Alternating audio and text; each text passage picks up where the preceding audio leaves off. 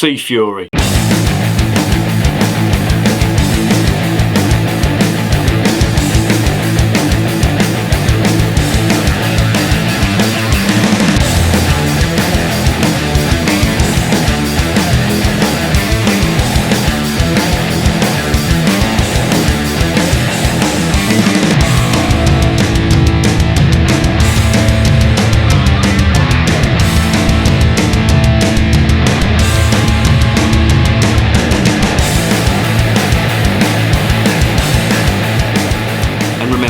Life is too short to be drinking shitty beer.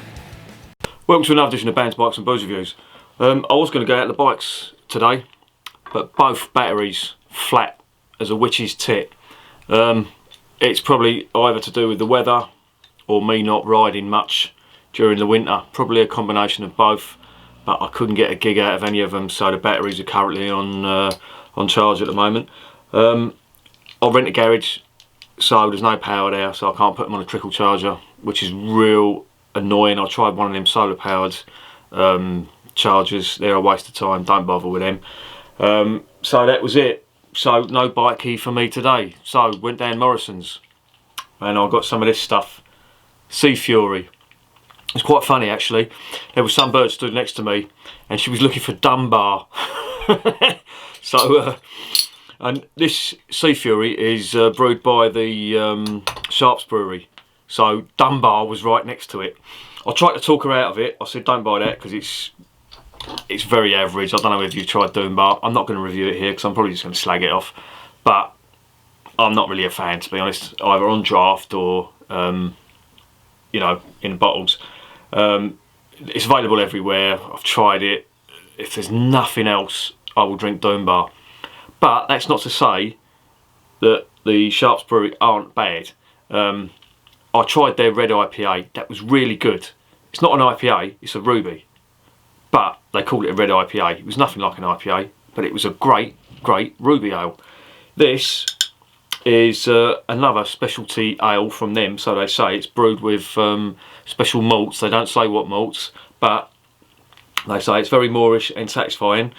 And like all the Sharp stuff, this is not brewed in Cornwall. This is unfortunately, or fortunately, whatever way you look at it, it's brewed up in Burton-on-Trent. They seem to have done that. They seem to have become a victim of their own success, because when Dunbar first came out, it was a great pint. And then they started brewing it up there for the bottles, and it just, I don't think it tasted the same. But that's just my taste. Anyway, I'm going to stop gassing and I'm going to get this open. As I say, this is a 5% beer. This is in a 500ml bottle. I think it was $1.95 from Morrison's. There is the cap, pretty standard silver Sharps cap. I don't know whether you can see that or not. You're not missing much, but there you go. You can see that. Yeah, pretty boring stuff. Who cares about caps? Right. Wow, yeah. That is malty. And there's a little bit of hops on top of that. And fruit. A hell of a lot of fruit. Like a dark fruit. Let's get it in the glass. Let's see what's going on. This is slightly chilled. It says to serve this chilled. This is only slightly chilled. I want to see what them flavours are. It gives you the food pairing as well. It goes really well with cheese. Cornish cheese, apparently. Cornish cheese board. Never heard of it in my life.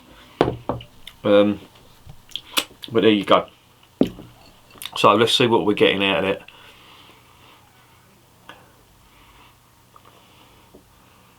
Yeah, it smells just like a malty bitter. Lots of malt. And some hops on the top of that. And all the way through that, you've got some fruit, some dark fruit. It is a copper coloured ale. No, I'd say that's a chestnut ale. Sort of 2-finger head on that. White head. Let's dive in. Cheers.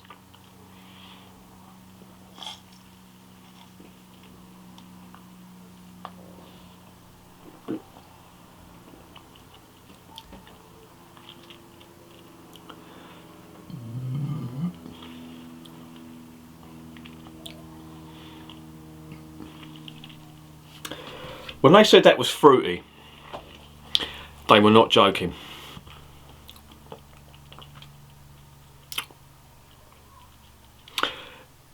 And it's a pretty good description of what they've put on the side of the bottle. It's fruity, it is a bitter.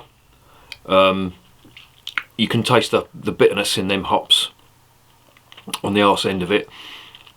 But there's fruit going all the way through it as well. Dark fruit, like, what would that be? Like raisins or sultanas or something like that. Raisins more than anything. But it's quite nice.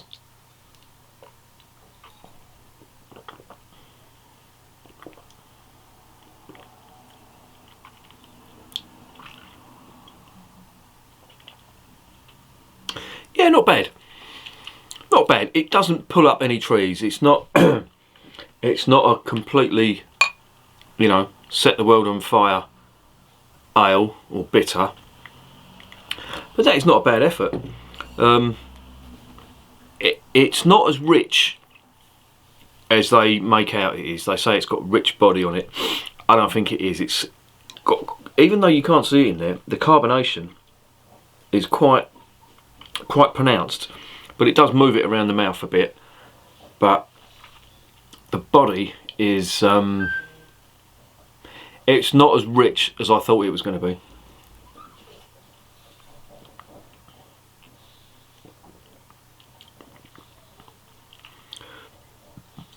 But yeah, that is for me, that is a perfect English bitter. They call it a special ale. It's not. I don't know what it is with Sharps. They keep. I think. I mean, I could be completely wrong, and might have completely missed the point.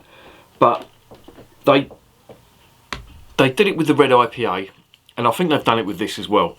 If they'd have called this an English bitter, I'd have said yeah, spot on. But they've called it a special ale. If they call it a best bitter, as I say, if they call it a best bitter or an English bitter, then yeah. But special ale, it's not that special, to be honest. It's not bad though. It is not bad. I would give that, I'd give that a 7.5 out of 10.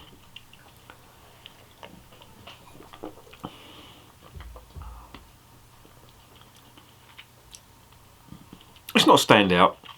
All the flavours are there you'd expect from a bitter. You've got the malt, the bitterness at the end with the hops, and an underlying fruit all the way through that, like a dark fruit.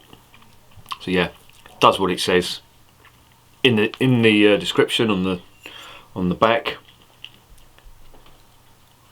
There is the back of the label, whether you want to read that or not. There is the back. It's got the food pairings, what to expect from it. There is the front, and some blurb on there, how many awards they've won and whatnot. That's not award winning, and I can see why.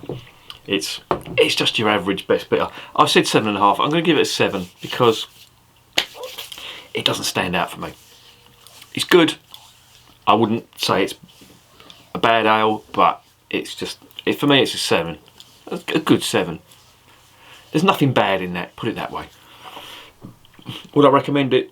If you see it, yeah, give it a go. If you like your best bitters, you're gonna like that, I think. And I'm gonna finish the rest of that. Remember, life is too short to be drinking shitty beer.